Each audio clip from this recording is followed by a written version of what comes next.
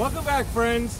This is another special video in my series. Well, I think they're all pretty special, but if any of you know me, you know I have a strong affection for science. I love science and I marvel at everything we've ever learned from it.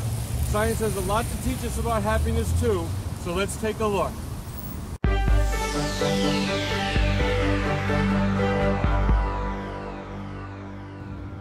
Happiness research has been going on in the U.S. since the 1960s, but the number of studies seems to have increased every year until now. Universities are researching happiness more than ever. There is even an online journal called Journal of Happiness at journalofhappiness.net.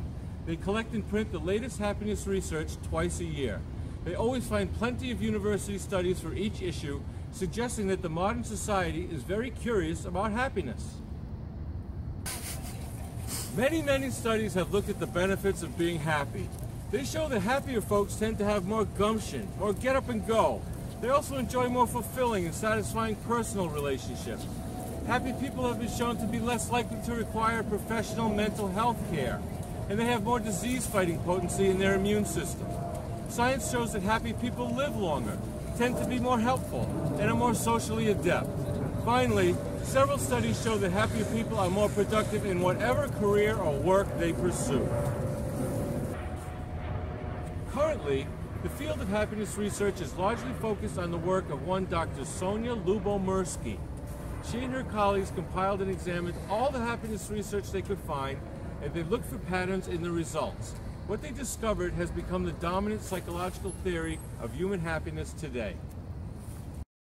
Dr. Lyubomirsky created the theory that humans have a happiness set point, an average normal happiness level enjoyed by each person individually. She further contends that we all return to our set point of happiness no matter how good our circumstances seem to be. Win the lottery? Enjoy it while it lasts, because all lottery winners return to their normal happiness set point in 1 year, as do those who get married, have a baby, get promoted, graduate, etc. We get used to our successes and our good fortunes very easily and rather quickly. On the other hand, failures and bad fortune are not quite as simple. Great life tragedies like the death of a loved one, loss of a job, divorce, major illness, etc. can have a lasting negative influence on one's happiness set point. Most who suffer such tragedies are not able to get their set point back up to where it was before the traumatic event. They find it difficult getting back up to their normal happiness set point. It is naturally harder to get back up to our natural set point after a tragedy. Many never do. But we equally naturally come back down to our normal happiness set point not long after a wonderful event. Dr. Lyubomirsky goes on to define how our happiness set point is determined and what we can do to raise our own set points.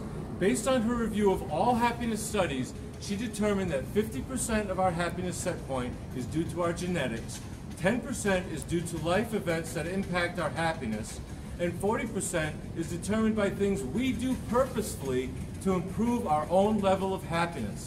40%! That's an enormous piece of the pie. And working with that 40% is what these videos are all about. Twins that were studied at length show that only half, or 50% of their happiness level was the same as their identical twin. Again, big life events tend to temporarily adjust our happiness level up or down. On average, only 10% of our happiness set point is the direct result of life experiences. That leaves 40 huge percentage points that you are free to work with. Science shows that things like exercise, good sleep, good food, optimism, thankfulness, generosity, love, etc. can all raise our happiness set points. As I feel my happiness set point rising, I find myself to be much more resilient to bad news and much less stressed by rotten circumstances.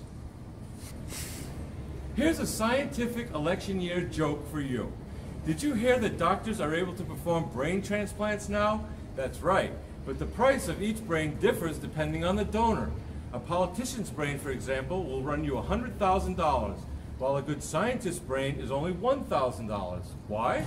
Because the scientist's brain is used, of course.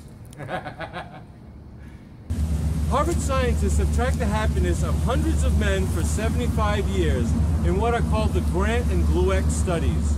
Researchers came to many conclusions about human happiness, but they have boiled the results of the whole 7-decade experiment down to 2 central tenets. 1, good relationships keep us healthier and happier. And 2, nothing impairs happiness and health quite like alcohol. They found alcohol to be the most effective weapon in humanity's fight against its own happiness. Another well-known study looks at money and happiness. I've always found this one to be especially interesting. One, Dr. Daniel Kahneman showed that Americans' happiness increases with their annual income, but only until that income reaches $75,000 a year. After that, money cannot buy more happiness. I've never made more than $75,000 in a year myself, but if I ever do, I'll let you know if I'm any happier. A university economist, Bill Harbaugh, also showed by brain MRI scanning that people get just as much pleasure from giving money away as they do from receiving it. Finally, in researching this subject, I also found a study or two that examines the potential dark side of being too happy. One says that seeking happiness can backfire, causing even more unhappiness. I can see where this could be a problem if one's expectations are unrealistic, or if one's beliefs, set down in the past, conflict with their ability to seek happiness now. One study also said too much happiness can make it harder to compete or to achieve goals. But I haven't experienced this yet, quite the opposite in fact. Remember, science is certainly not infallible. The current scientific interest in human happiness suggests to me that we are collectively moving towards a happier future. Hopefully, the more we scientifically learn about happiness, the better we will all become at enjoying it even more. Choose happiness!